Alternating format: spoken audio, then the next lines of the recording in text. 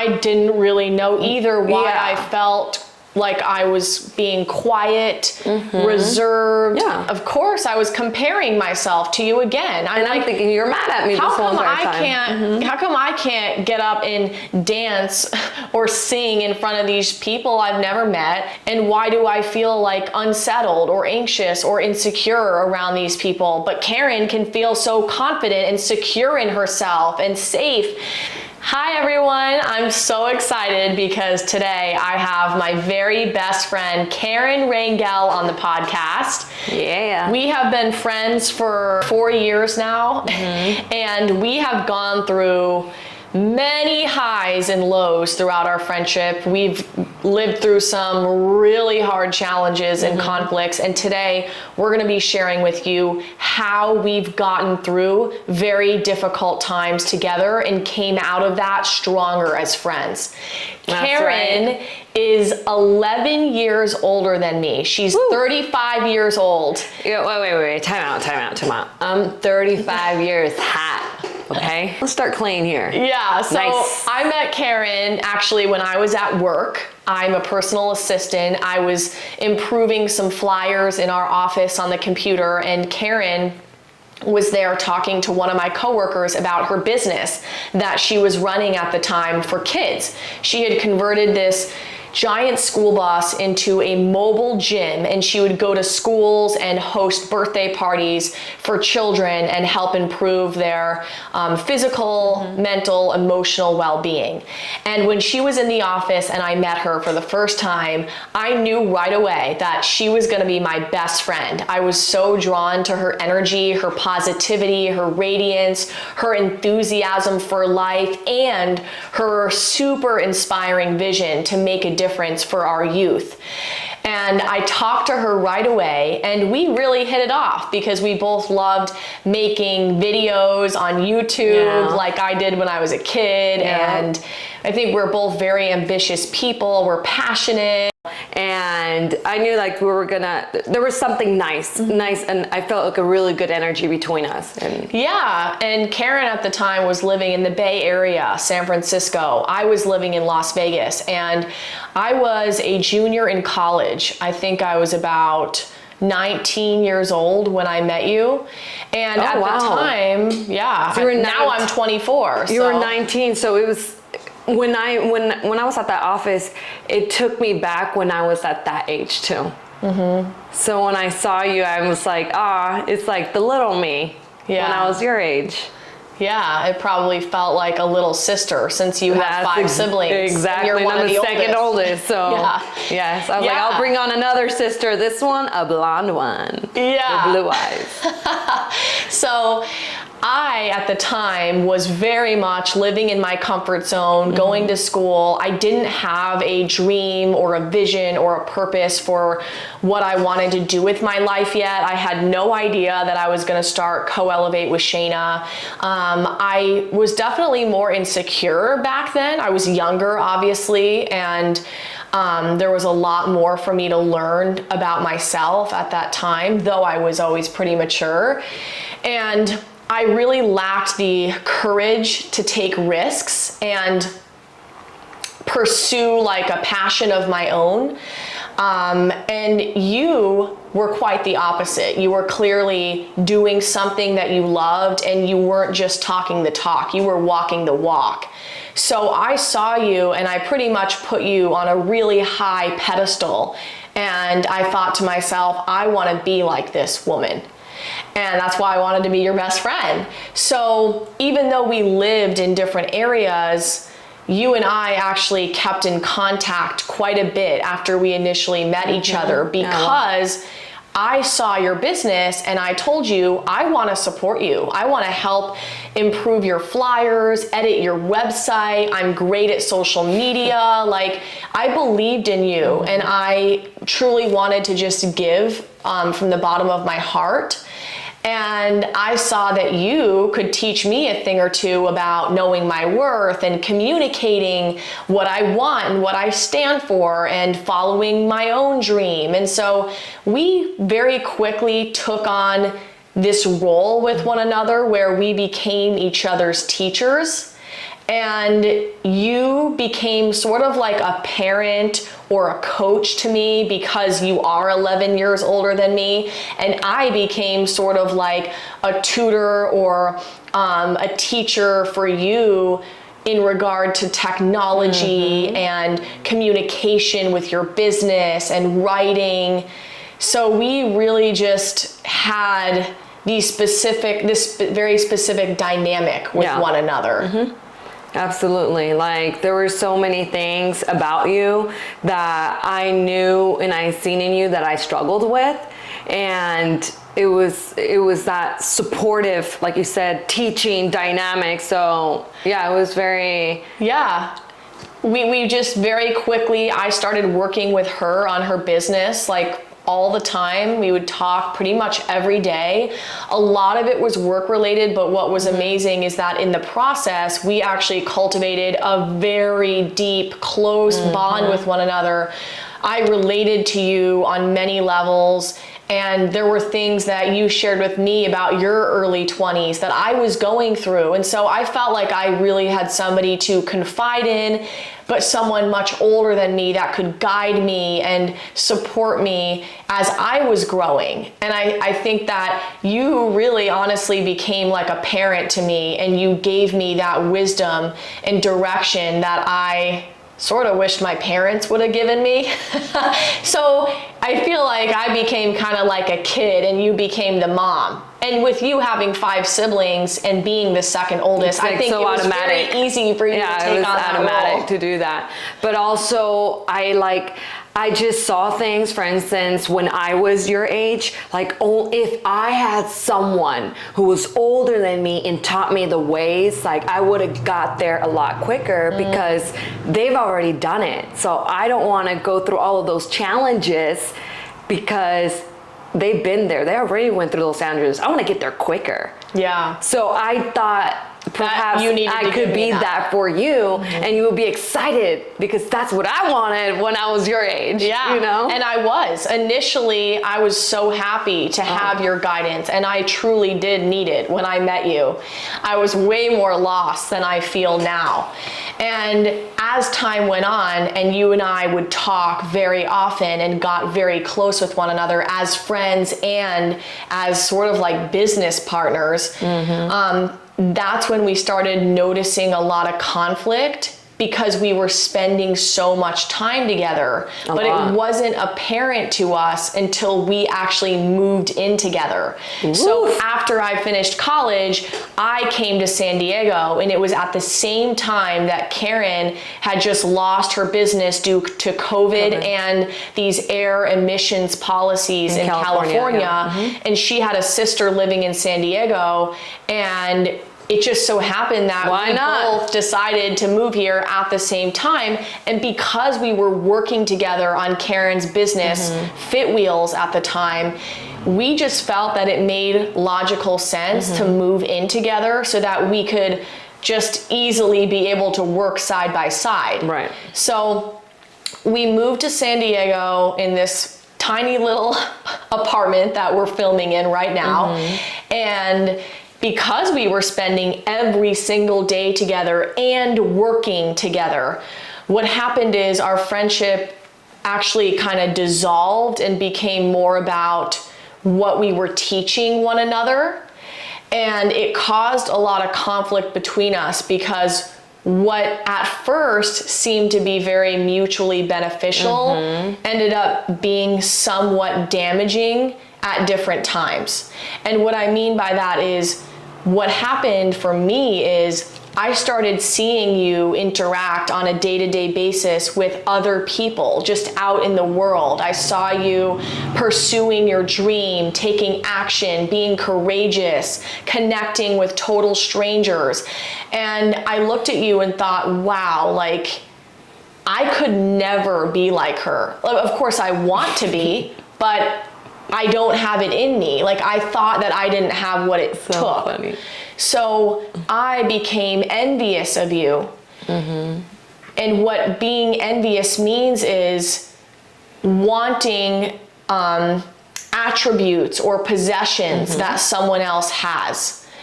And I didn't even know there was a difference between envy and jealousy, but I want to make that distinction for people listening. Jealousy is different because jealousy is the fear or the anger or the resentment that builds in you when you feel threatened, like you're gonna lose something that you already had. So for me, I always felt envious of Karen because I wanted to be courageous, to take risks, to be able to talk to strangers, to go on dates with people I'd never met before on a Hinge app. I wanted to put myself out there in a big way, to feel free and feel like I could use my voice and say and do whatever I wanted, the way I saw you. But clearly there were some fears and insecurities there that wouldn't allow me to do that or to be that. And there were moments specifically where it became very obvious to me that what was happening inside me was I thought I needed to be more like you and less like myself. And I started thinking that something was wrong with me because I was so different than you. I didn't really look at that like a positive thing. I started to look at it as evidence for why something was inherently bad or wrong with me. How were you envisioning me at that time? Did you have feelings of envy towards me? I wanted what you were, and where you were very organized, even with your thoughts and the way you present yourself on camera. You were very good, and I'm like, Jesus, I want that because I am there everywhere. You know, I have so many things to say. Yeah. And I remember you would say, Karen, you know, stay focused. Like one thing, you lost me, girl. You lost me. And I would get so frustrated with myself. And I'm like, and you get things so quick and so fast. So there goes the comparison, right? So there was envy there. No wonder when we were doing our superhero workshop for the kids, I needed you in my videos because you brought up that too, and you helped me with the organization. So I think that we were both doing it in different ways without even knowing. We were both envious of each other. Yeah, we weren't even aware of it really. Yeah. Until now that we're able to look back into what was really going on. You wish that you could have been more tech savvy like I was when I would help technology. You. And I wished you could be too, right? So there actually became a lot of frustration between us because when you would try to teach me and guide me, I was thinking I needed to change and be more like you. And so my frustration with myself and my inner resistance was growing, and your resistance with yourself and your judgment and insecurities became a lot more magnified as well when you saw my strengths in action. Right. And I think that, and you can also feel it with the way people behave with one another. Your behavior towards me, I felt like it was like rude, mean, things you would say. Yeah. And then like for me, I remember when you would teach me things, I'll be like, it stings. And I'm like, man, I want to get it. I don't, like, she's so fast. I'm like, slow down. And I wanted to learn because I wanted to be independent, because I'm independent in all areas of my life. But in this area, I struggled with it. Yeah. And I felt, I don't know, what do you think? Do you feel like I was more like a student when you would come and teach me, or was I more in attack mode? I think over time, because we became so comfortable with one another, it was a lot easier for me to be impatient with you and frustrated and talk to you basically like you were my sister or family. And we had that together. I think it was on both sides, right? You would talk to me in a similar way where I would feel like I was this little girl who didn't know anything when you would teach me. It's so funny because we wanted this at one point, and then after years later, we're like, I got this. Yeah. So what I think is important to note is where it became unhealthy was when we fully depended on each other and needed each other for different reasons. But I became attached to you as a parental mother, older sister figure, where I found a lot of safety and comfort in being around you because I knew that you would guide me and help me and be there if I was struggling or needed help. And I was always there for you to help you with your business. Yeah.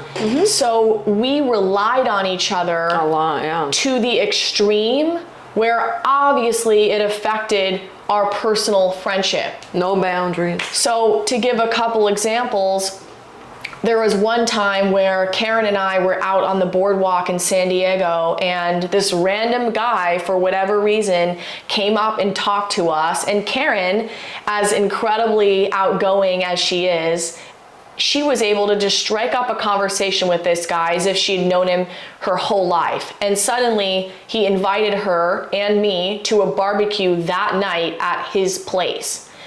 And during that conversation, I'm thinking, oh my God, this guy is a total stranger and we're gonna go to his house? Like, how does Karen do this? How is she able to connect with a stranger and become their best friends and then hang out with them the same day? I could never do that. In fact, I'm anxious and I feel unsafe in this environment.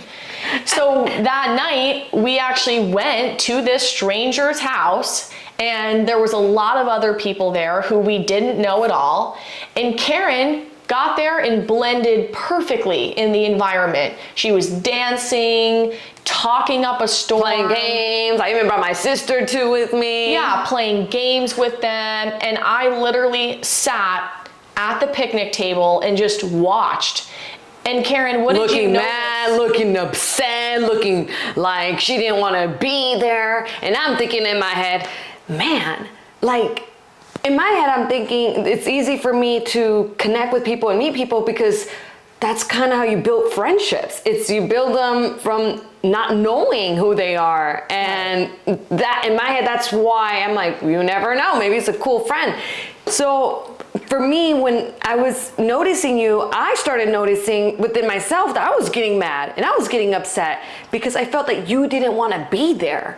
Right? So I was taking it personal. And I'm like, hey, Shana, if you don't want to be here, you're not going to mess up my vibe. Like, I want to have a good time, but you're taking that away from me. Yeah. Because I also care about you and I want her to have a good time. But I wasn't understanding also because we weren't having these interactions like, okay, I'm feeling this way because of this. Yeah, and I didn't really know either why Yeah. I felt like I was being quiet, reserved. Yeah. And I saw myself, and of course I was comparing myself to you again. And I'm thinking, you're mad at me this whole entire time. How come I can't get up and dance or sing in front of these people I've never met? How come I can't, or I don't feel the desire to talk to them about my life or their life? And why do I feel like unsettled or anxious or insecure around these people? But Karen can feel so confident and secure in herself and safe. And so it brought up a lot of insecurities in me that I had to confront. But what happened is you and I would get into conflict about it because you thought Shana doesn't really want to be here, but she's here to make me happy or out of obligation or guilt. And I don't want to be around her because she seems miserable. So you were angry at me. And then I was angry with myself because I'm like, man, I wish I wasn't like this. You know, sorry, something is wrong with me. And I think the shame that I had for myself got worse and worse. And that was just one example of a time. But there were several moments like that where it was very obvious to me how we were different from one another. And we used that as examples and evidence for what was lacking in us. What I know now is all these things that I saw in you and still do are actually all things that exist in me. These traits of confidence and ambition and passion and enthusiasm and security in oneself and comfortability and authenticity. All these things I saw in you have always been inside me. But because of our dynamic, I wasn't able to really understand that I could be that person. I think I had to go on my own journey as an individual to get to that place myself. But you were really attached to wanting to teach me how to cultivate that. Right? Like it became, obviously you had great intentions. There was nothing malicious about what we were trying to give to one another. But I think people have to go through their own breakthroughs and experiences to learn what they need to learn, and they can't necessarily be taught it. They're going to receive what they need to receive when the time is right, when they're ready to receive it, you know? Yeah, absolutely. So I think it was a really challenging time being roommates because we couldn't avoid what was happening when we would hang out together in different environments. We had to face it head on. And I remember there was a time when even you started dating a lot, and a lot of insecurities I had came up for me once again, because here you were going out on dates from Hinge with people you met online and having a blast with them and feeling so comfortable. And I was like, man, that would never happen for me. Now, of course, even to this day, I'm on Hinge and I'm doing that very thing. But years ago, I taught you well. You taught me well. I wasn't in that place, right? So what happened is I started feeling a little jealous of you, because when you would go on dates, I started feeling like I was gonna lose you as a friend. And that's what jealousy is. It's when you feel like your relationship or something that you have is being threatened or may be taken from you. So I had to address these feelings of jealousy that I had towards you and recognize a limiting belief of my own that I had, which was, you can't have solid friendships and have a relationship with a partner. You have to choose one or the other. I believed that.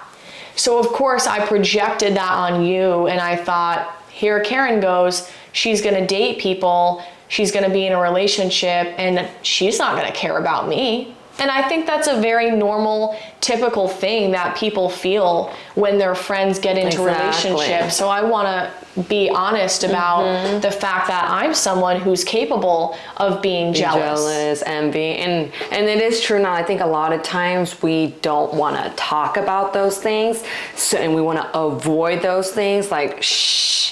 That's not a good thing to say, you know, but it is true. It does happen. And yeah, the stigma. And I think it's good that we're talking about this, because it's helping people to say and recognize, hey, I am that. And when you own it, you'll start noticing that, okay, I recognize it and let me work on it. There's something for me to look at, you know? And I think talking based on touching on this relationship, I was feeling when I was going through that too, that I was like, man, my bestie is not happy for me. I just felt like you didn't care, and you were probably like, me too. Yeah. So it was just like, I just felt so hurt and so sad, but I wanted to not even really like, I wanted to avoid that. Too, and not even confront it, because I was just like, there goes Shana again, another thing, you know. And it was hard, but at the same time I'm like, I wish she can experience what I'm experiencing too. So I would try to drag you along too, and I'm like, well, why don't you get an app too, and da da da. So yes, I think it's really vulnerable to admit to your friend that you're jealous of them. And it's the last thing that probably anybody wants to admit. Because there is such a negative stigma. And I think what we need to do is really treat that with a lot more compassion and let that be something that is more normalized in society, which is why I'm talking about it right now. I love something that I heard from Mel Robbins when she said, when you feel envious of someone, when you want something that someone has, or when you feel jealous of them because you feel like something's going to be taken from you, what that's showing you is blocked desire. It's showing you that there's something that you want that you don't have, or maybe that you fear you will no longer have.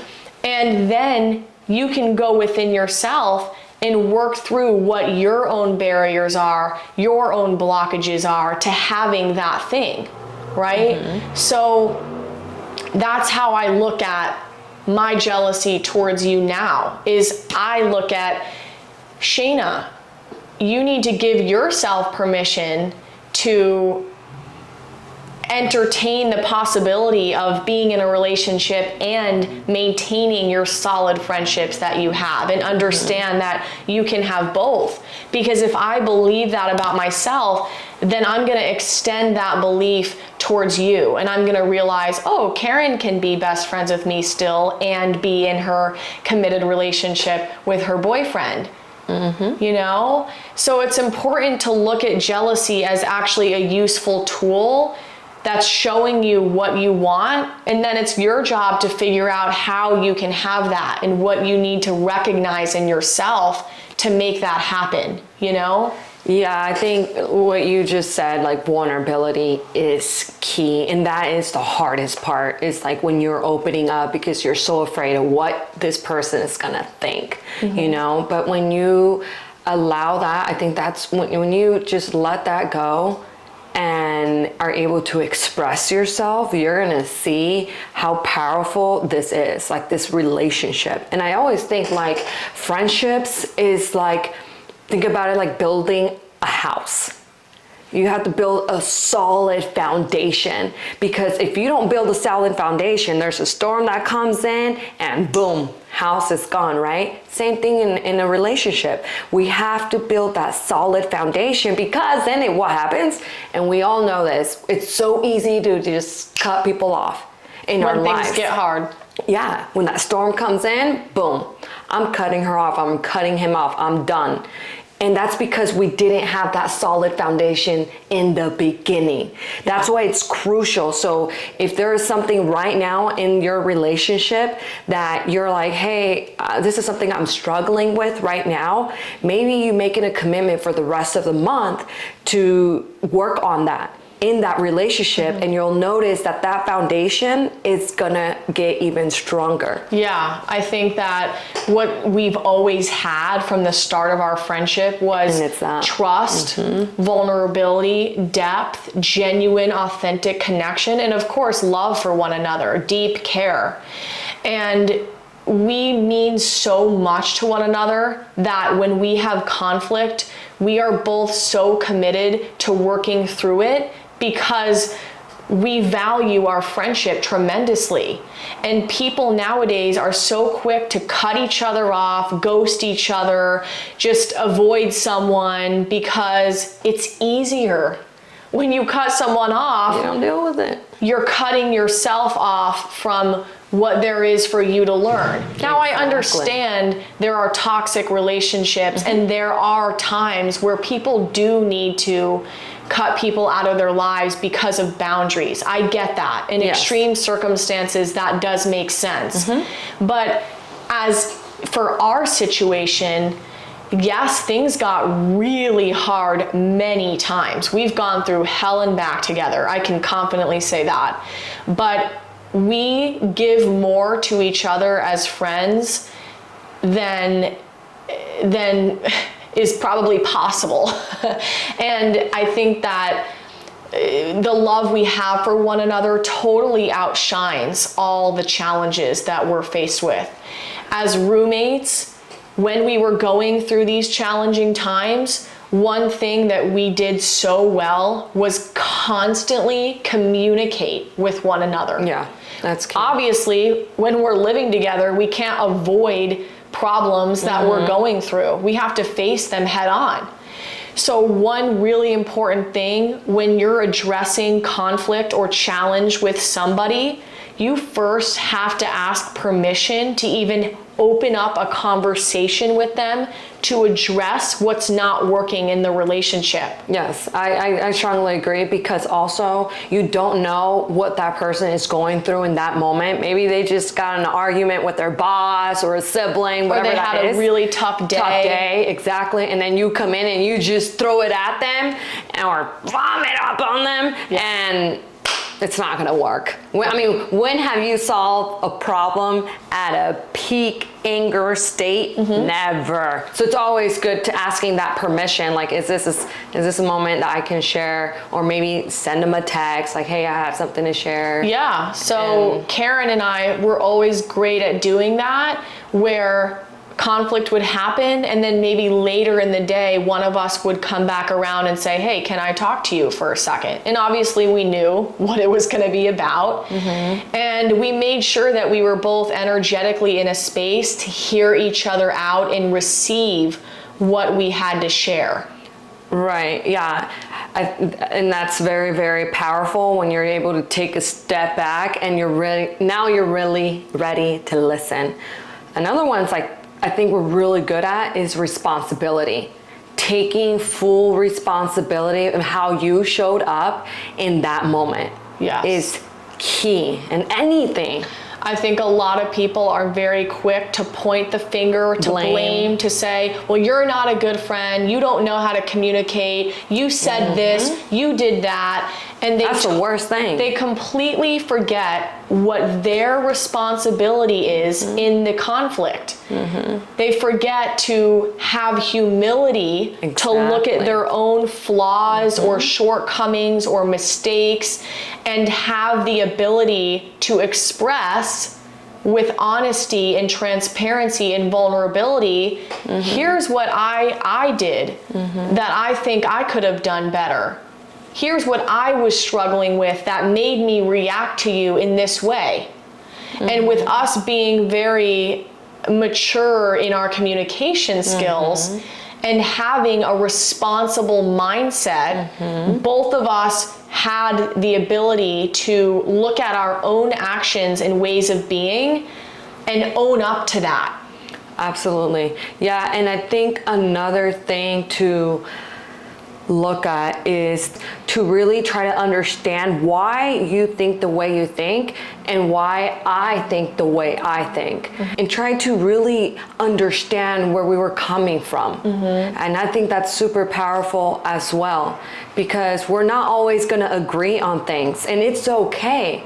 But as long as you have that respect for one another and you understand we're two completely different and independent people, that as long as we understand that and respect that, then that's what's most important. It's crucial. And what that requires, working through conflict with someone that you love, requires an insane amount of empathy.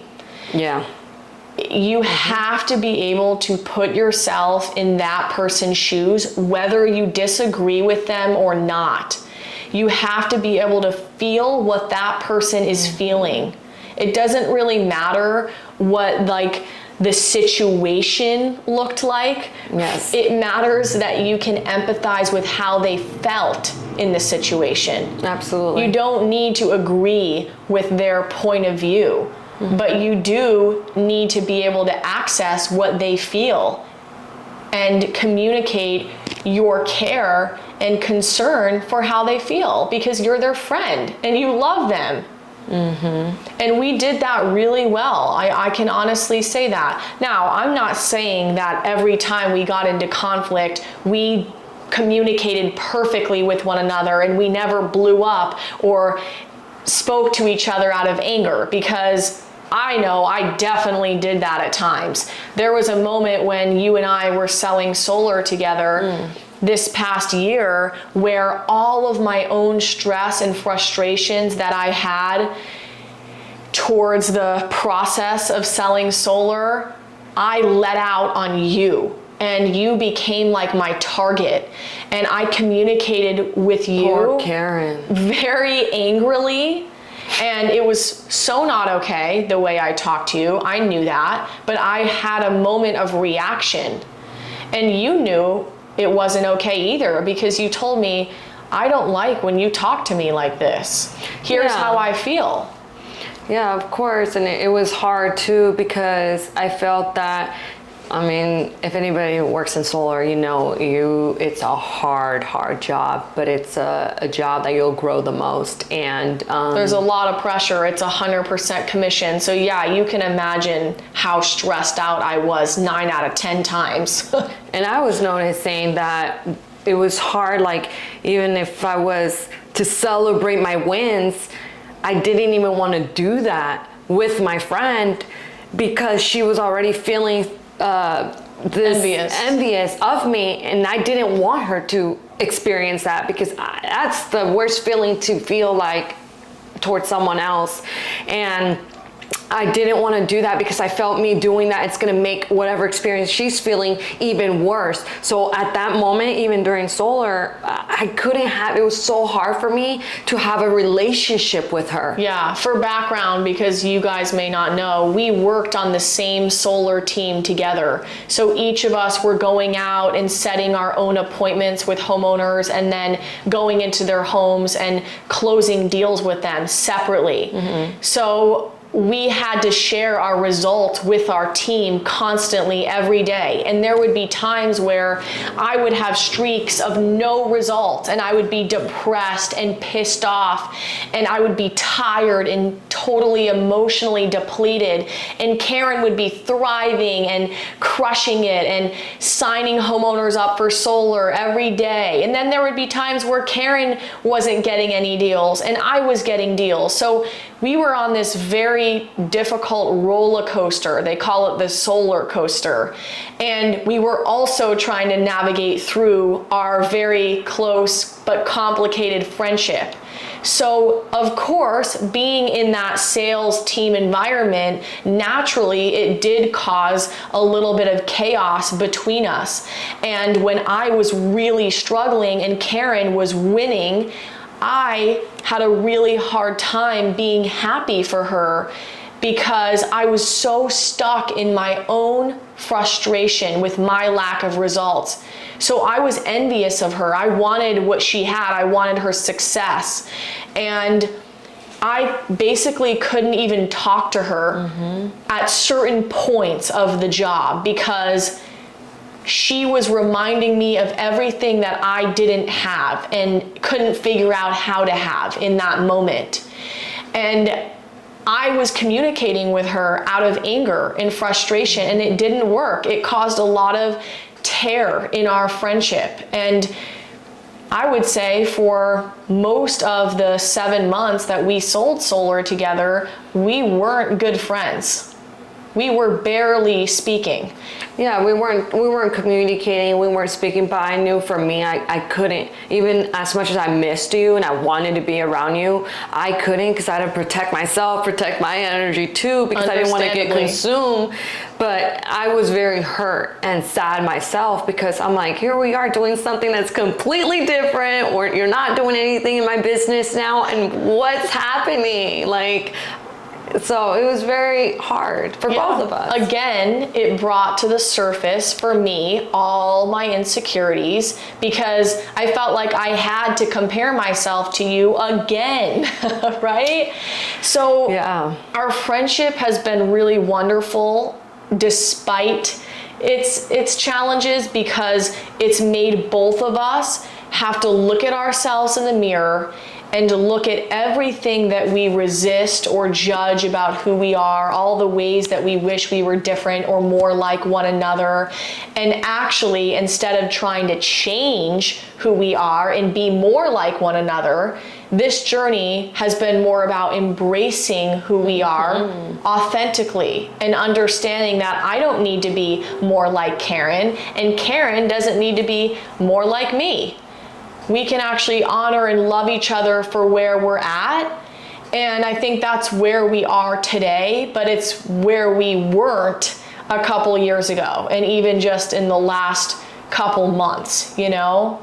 So to go back to the things that we think have made our friendship as strong as it is, communicating when there's conflict and creating a safe space where we can both share how we feel and meet each other with empathy and compassion and understanding, where we can have the humility to recognize what we are doing in the relationship that may be contributing to the chaos or the conflict, and taking responsibility for that instead of being a victim in the friendship and saying you did this and blaming and pointing the finger. I think vulnerability has been massive between us. Being able to just like cry in front of each other and express our emotions very openly and without shame, to validate how we feel in very hard times, and to be very honest and transparent about the issues in our friendship rather than ignoring or avoiding them, which so many people do. Yeah, I think that is key.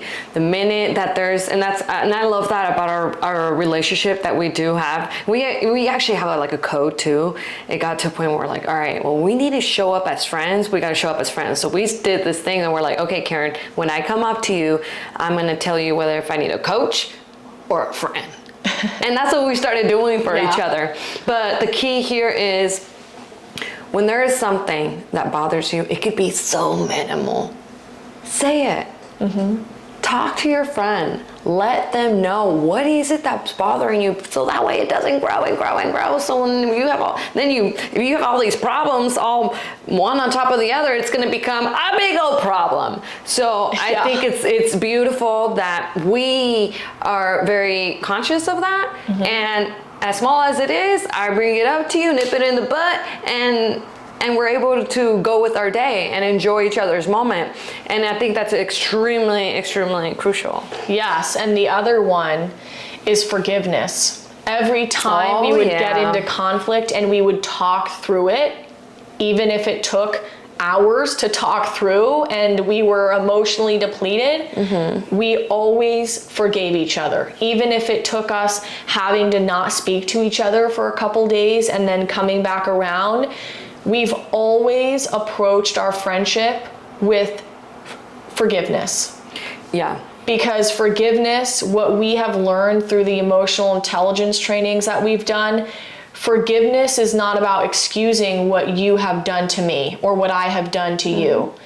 It's about freeing myself from having to carry the anger and resentment that I hold towards you when I'm mad at you for something that you did or said.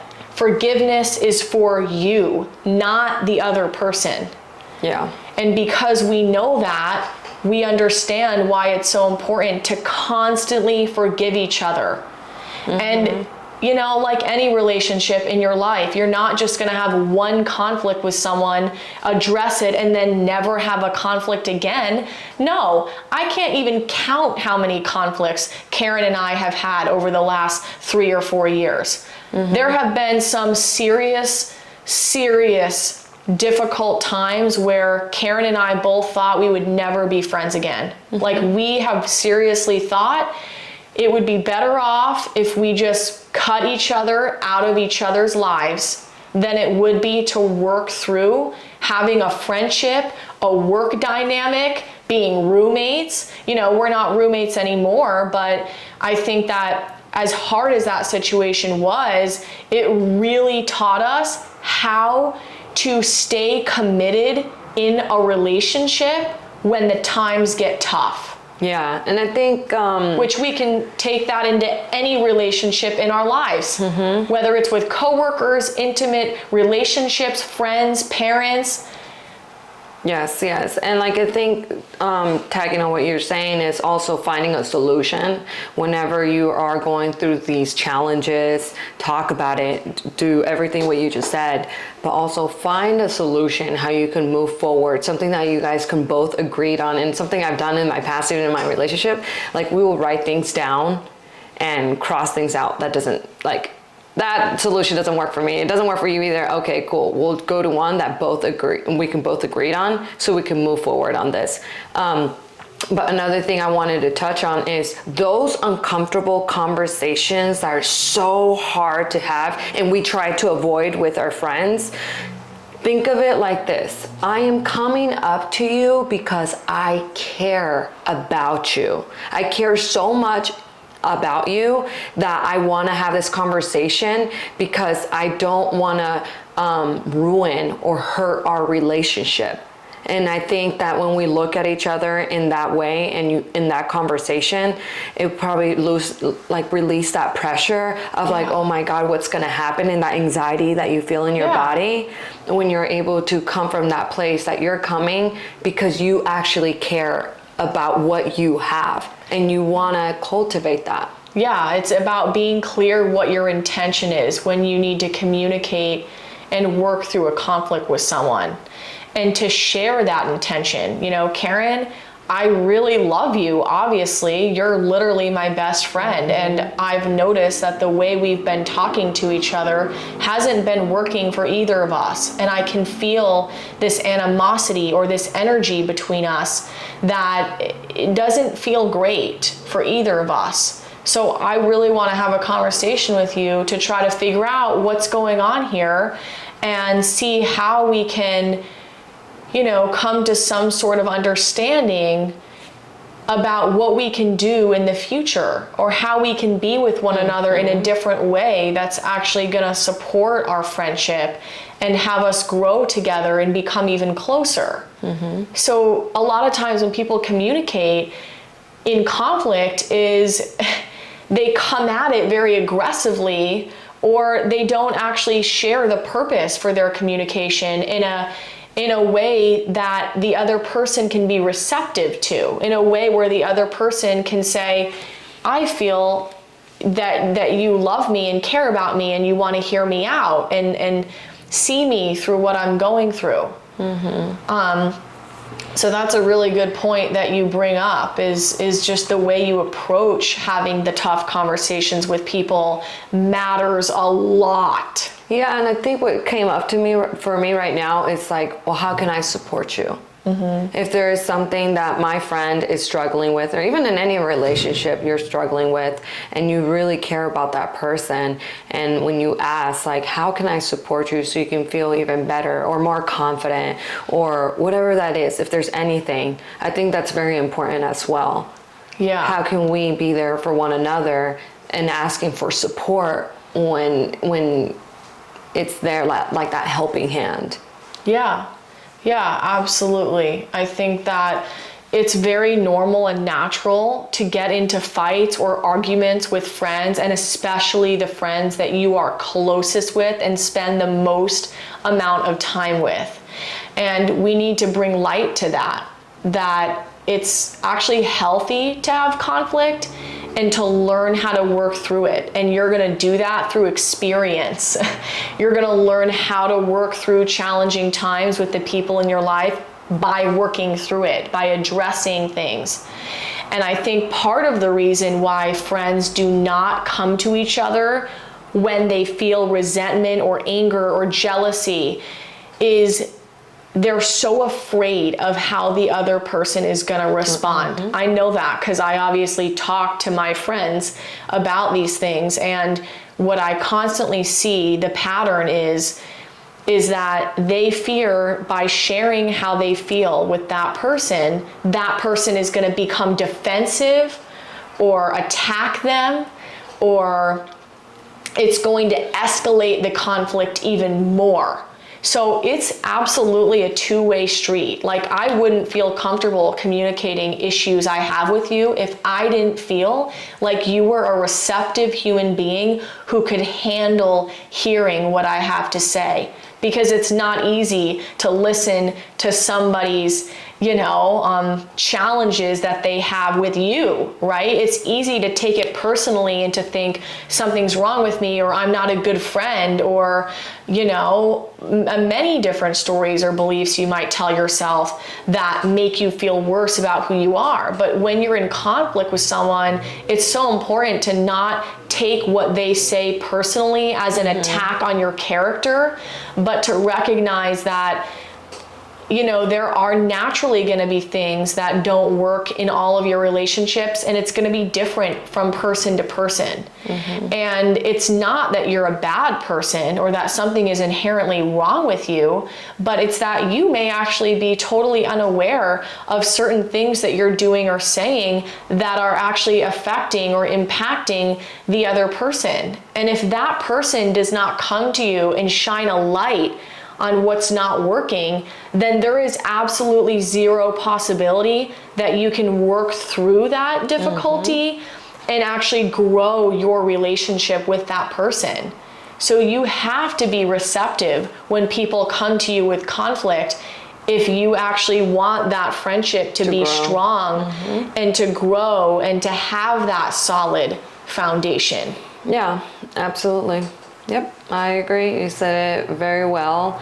And I think that in a relationship, it's really, if there's two people that really care for one another and really want to make this relationship blossom, then it takes two beautiful hearts, powerful hearts, to come together and say, let's do the work, because I got work to do. I'm feeling all of these triggers that you're telling me, and I'm ready to heal that part of me so I can create a 10 relationship in everywhere around me. Because first, a relationship starts within yourself. So once you start looking in within yourself and what are the ways that you can become a better human, you're gonna notice that all the relationships around you become a 10. There's always room for improvement, so it's never like a 10, but 10 out of 10, she's saying. Yes, just room for always growth. Yeah, that's another really important key to having a long-lasting and fulfilling relationship is commitment. You don't just want to throw in the towel when things get hard. You want to be able to work through that storm together and come out of it stronger and able to tackle the next storm that comes. So I think that's a really big thing lacking in today's society because of ghosting and avoiding and cutting people out and social media and unfollowing people very fast. The commitment is like gone a lot of the times. And like throwing it away like in the garbage. Yeah. You're cut. It's like, garbage. Yeah, toss, it's not peace out. Yeah. And I think that might make sense if you're not extremely close with the person and love the freaking shit out of them the way I love Karen and the way or Karen you haven't built that strong foundation in this beautiful home. It's the same thing in a relationship. You gotta build that strong foundation, or else nada. Exactly. So what I love about both of us is each of us as individuals have done a lot of inner work. We are very aware of ourselves, our patterns, our limiting beliefs, even the dark sides of us that are not acceptable, that we are ashamed of. We are aware of our flaws and the parts of ourselves that we think people won't love. And it's so impactful for our friendship because we don't put ourselves on this high horse and think that we're perfect and, we've done years of self-development work, so we're, perfect people who are incapable of making mistakes or being bad friends. We're like, no, we've done a lot of work on ourselves and we will continue to work on ourselves for the rest of our lives. I'm not perfect. You're not perfect. I've communicated poorly. You've communicated poorly.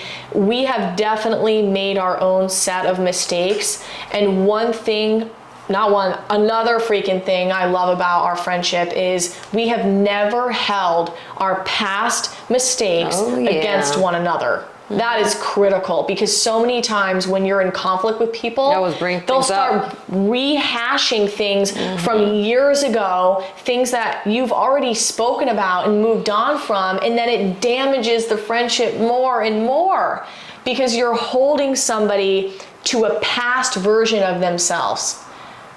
Yep, and we gotta understand too that as you progress in life or grow in life, you transform, you change. You're not the same person you were 10 years ago or 1 year ago. You're not. We're consistently evolving. So it goes back to the forgiveness. If you're bringing it up, you never forgave me. It's still in you. So it's like, and I always call it like it's the trash, and and it's starting to stink. So it's a good reminder. I don't want to stink. So I'm gonna let that go, let that baggage go, so it doesn't throw that trash out. Yeah, throw it out. Throw it out. It's not gonna serve you. So you're not carrying it with you every day. You're gonna start noticing if you're cilantro, you're carrying something. So what I'm saying is just let it go. Live life. Live in the present moment. Enjoy the beautiful gifts that you have in front of you. Your friends, tell them how much you love them, and do the freaking work, because that's where you grow. That's where you blossom. Yep. It's beautiful. Yep. And it's hard. It's hard. You know what they say? It takes two to tango. That's not just for intimate relationships. That is for every relationship in your life. If you're sitting back and you're thinking right now about a particular friend that you viewed as treating you terribly, or having all these different things that they didn't do, or things they did that were hurtful, and you are not reflecting on yourself, you are missing out on a huge learning opportunity for yourself. You have to take responsibility for your part in all of your relationships, or you will never be able to transform those relationships and have them be better. Because we all know we cannot control anybody outside of us, but we can always choose how we show up and how we are being in our relationships. And when we can choose how we're being, then we are putting ourselves in a position of empowerment. We're making ourselves feel good, because we're saying, I get to determine the outcome of this, right? So think about those friendships that you have in your life that maybe didn't go as well as you hope they did, and maybe you cut that person off, or maybe you just haven't talked to them in a long time because you looked at them as the enemy. And I want you to now turn back to yourself, go in the mirror in your bathroom if you need to, and ask yourself, how have I could have showed up as a better friend? What are things I could have done? Or maybe what are things I didn't do that I can now learn from and take with me into the next relationship? And perhaps if you need to call that someone and forgive, or just call them and let them know, do it. Because forgiveness is power. Yeah. You will feel a lot better when you can make peace in your friendships. And that starts with taking responsibility for your part in them. Trust me, there's been many times where I didn't want to call Karen or approach her about something that I was hurt by. But we always did the hard thing. And that's where the growth lies, is in the discomfort, right? Real transformation and growth happens when you intentionally put yourself in a situation that scares you, and you live through it, and you show yourself that you can survive, that you are capable of doing very hard things. Yeah, absolutely. And because we've done that with one another in this friendship, every time something happens, we're like, this is nothing compared to some of the shit we've worked through together. Exactly. So it's always great to look back at things that you been challenged and you overcame, so that if you come up with another obstacle, you're like, I've already overcame something super intense, and this is a piece of cake. Yeah, it's called resilience. You got to have that in all relationships. Absolutely. The ability to be resilient, pick yourself up. That's a superpower when you're down. There. Yeah, and if you're down, okay, and you fell down, and you're looking up in the sky, you can get up, and you're gonna rise up a lot more powerful and unstoppable. Exactly. So I think with us as friends, in terms of how our journey has looked, I mean, we haven't been roommates for like 2 years now, but Now that I live in Las Vegas and you live in San Diego, obviously the dynamic is different because we don't see each other a lot. We're no longer selling solar on the same team together. And I think one thing it's important for everyone to know is your friendship is going to go through ebbs and flows. There are going to be periods of time where you're not close with someone at all. You might not talk to them as much. You might not feel as close with them. And there are going to be times when you feel like your friendship is at its highest. And so we also need to normalize having those peaks and those valleys, you know, in our friendships.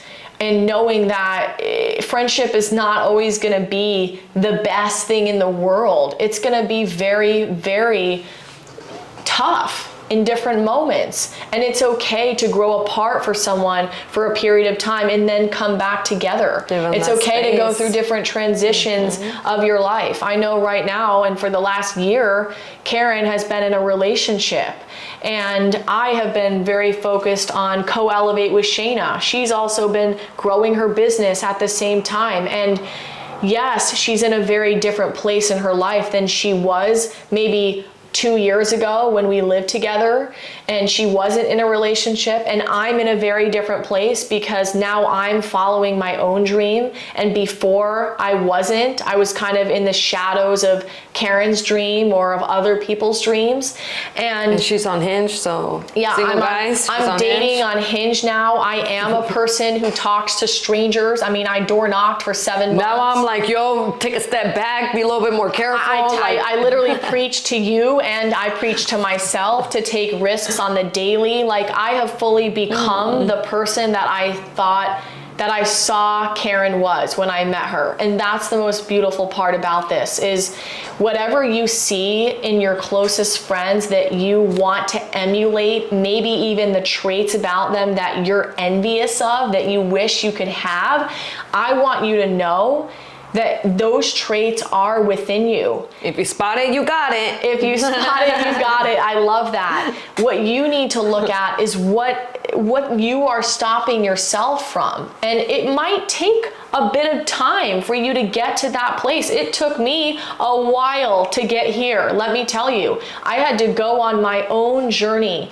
without Karen to learn these things for myself. When Karen and I first became friends, the dynamic we had was to be each other's teacher. She became like my life coach for how to be, you know, unstoppable and be a risk taker and live a courageous life and follow my dream. And I taught her how to be more tech savvy and how to communicate better in her business with her clients. And I taught her how to be more organized and structured in her life. And I think that because we were almost enabling each other and giving each other the things that we thought we lacked, we never actually had the ability to cultivate it within ourselves. And we were in this dynamic where we had an unhealthy dependency, like a codependency with one another, where I looked towards you to give me something that I needed and couldn't figure out on my own. You looked towards me for the same reason. And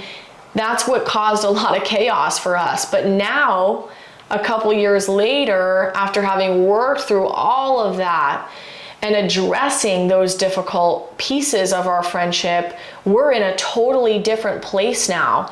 Karen is thriving in her relationship with her boyfriend, and she's also working on building her business. I am focusing on my passion, co-elevate with Shana. I'm dating on Hinge. I'm talking to strangers all the time. All the things that I never thought I could do, I am doing. And Karen was always such a great model for me.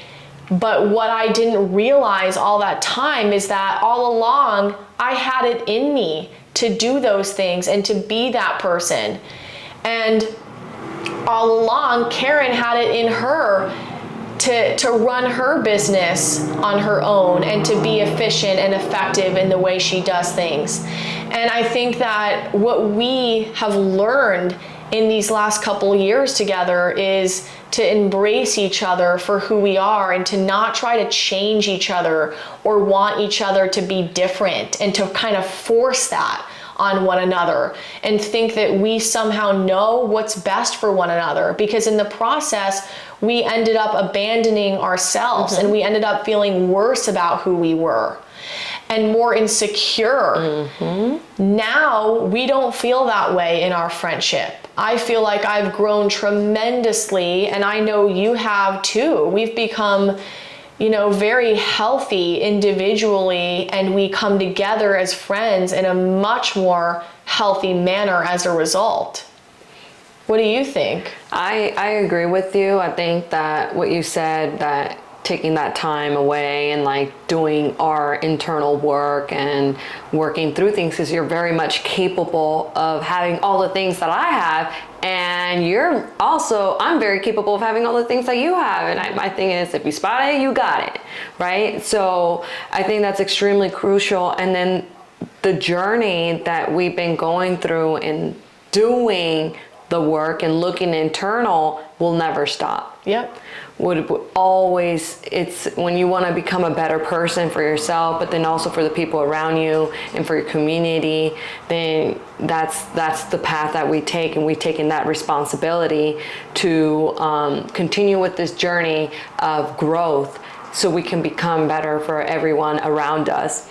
And I look forward to what else unfolds in our relationship, and say yes to all of the things that, other challenges, because we're always gonna face something in a relationship. But yeah, I think to give people a really good idea of where Karen and I stand now is, before we filmed this podcast, Karen had a heart-to-heart conversation with me where she said, look, I've noticed that we've become really distant from one another, given we don't live in the same area anymore, we're not working together at all, and we've gone through quite a bit together to separate us.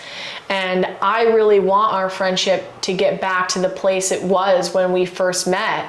And she came to me and approached me in a very loving, genuine, authentic, and vulnerable way, where I was able to really listen to her and recognize where she was coming from, because I too have felt that distance between us, and it's very obvious. And I think that you having the courage to come to me knowing that I might reject you or judge you or tell you I don't want to work on our friendship is a very real fear that you had to confront when you came to me before this podcast. But what happened in that conversation was so beautiful, because we both remembered the importance of this friendship and the fact that we've gotten through so much together, and we've always come out of it as better people and friends. And it's really a testament to what all friendships can look like in life. I feel like we are a really good example of friends who have gone through hell and back together, but have always persevered through those really hard times. Yeah, it's not easy. And when you deeply look in someone's eyes, you see so much beauty. And for me, having that conversation with you, I felt like I wanted to share what was in my heart. And I felt that you're also in a place in that moment, also receptive. And it felt so good. And it was almost like I was watching a video of everything we've gone through, and I'm just like, wow. Like, right now, what I'm experiencing is confidence. I'm experiencing joy. I'm experiencing what else? How is our relationship gonna grow even more? Like, I'm excited for what is to happen next with us. But I think that, relationships aren't easy, but if you're willing to do the work and you see a gem, you hold on to that gem and do whatever it takes to keep polishing it, loving it, just like a plant. We all start from a seed, and that's what this is. Yeah, I think it was beautiful when you came to me and said, I really want our relationship to be better and for us to be closer. And is there anything that you want to let go of? Is there any last resentment that you're holding on to? And if so, I want you to share it with me, because I want us to create a blank slate from here and create something magnificent and beautiful in our friendship. And it just was such a good conversation, because it was like a clear off and a clearing of all this past stuff and an opening for what's to come and the possibilities that exist for us as friends. I mean, it's pretty incredible. Like, both of us are doing empowerment work in the world, wanting to uplift people and coach them and inspire them to live their best lives, right? And you're working with kids a lot and teens, and I'm working with women in their 20s. And I think that there's so much overlap and so much commonality that we share with our ambition and our drive and our passion and our willingness to want to make a difference in the world. And because we have been able to work through conflict in our friendship repeatedly over the years, we are able to actually combine our visions and work as a team together in the world. And I think if we were to have just cut each other off and the many opportunities that we could have, we would have completely missed out on a huge gift and blessing, and missed out on the future opportunities that we're going to be creating together, because we're only like 4 years in, baby. Wow, we had a 4-year anniversary? I don't even know. I honestly don't know how many years it's been, but it's around that time. Wow. So I'm really excited for what's to come for us, but mostly I'm excited about the difference that we get to make for the people who are listening here right now. Because if we can go through what we've gone through, with you being my boss and me being your employee and us being friends and us being roommates and us selling solar together, the mom, the sister. Yeah, you being like my mom, my older sister, me feeling like a little child, me being like your tutor. I mean, there's so many complexities to our friendship. Your cook. And the reason I share that is because it's evidence for you to realize that your hardest relationships, you can work through the toughest of times with that person. Obviously, you gotta believe that, and you gotta have the capacity to do what it takes. Karen, I just wanna say thank you for being that one-of-a-kind friend for me that shows me the parts of myself that I haven't healed through, and also shows me the parts of myself that I get to embrace and be more of, because that's what I'm doing today. And if you didn't come into my life a couple years ago and embody the kind of woman that I wanted to be, I know for a fact that my life would look way different and would not be nearly as great as it is today. You have actually taught me so much of what I know. You've been there for me in the worst of times, and the loyalty that we have is just unparalleled. And not a day goes by where I'm not grateful. I really, really believe that the most difficult people in your life, the people that you have the most challenges with, are the people who are your biggest, greatest teachers. So don't miss out on what they have to teach you, because we're all teaching each other something. And I just want to say I love you. Oh, I love you too, and thank you for sharing that. It feels so nice, because 4 years ago, if that's what it is in our friendship, I probably would have been like, ugh, what is she saying? I can't receive. So you taught me receiving. You taught me how to be vulnerable, because that was so hard for me to receiving love, you're saying. Yeah, receiving love. And also sharing what I have to say when expressing your emotions. Expressing all of that, she's doing it right now. So it's like expressing my emotions with you. You taught me that. So, and I that's what I really value in our relationship, because you taught me how to be also loving. because that was very uncomfortable for me, how to express love to other people, because I'm like, showing love, then that's opening a whole door of getting hurt, right? So you taught me all of those things, how to be connected, and like that physical touch and hugs. Now I'm the queen of affection. So, you taught me that, and because of that, I feel that I am more warm, and I feel like I'm more in my feminine energy, even though I still have that masculine energy. But that's you have that fierce, Latina. Yeah, but that's like that drive that gets me going and go for it.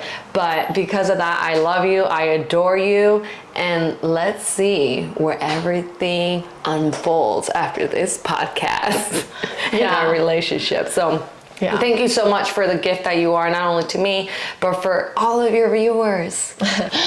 So Karen, I love you a lot, and thank you for these years of friendship, the tumultuous times and the best of times. Every single aspect of it has been a massive gift for me, and I'm excited to see what happens next for our friendship too, and in the years to come. Absolutely. Yay. Thank you.